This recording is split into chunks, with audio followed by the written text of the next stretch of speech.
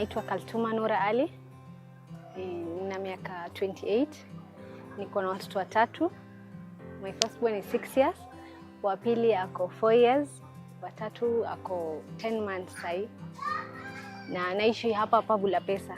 Mbeleni hatukuwa tunajua, lakini sisi young parents at least tumepatana na hizo teachings, ma CHBs wetu, tukienda hospitali, masomo kidogo tumepata shuleni, tunaelewa ya kuwa mtoto anaweza kufa kama hajapata hizi chanjo, anaweza kuwa crippled, anaweza endesha, yani magonjwa hata masomo hata soma vizuri.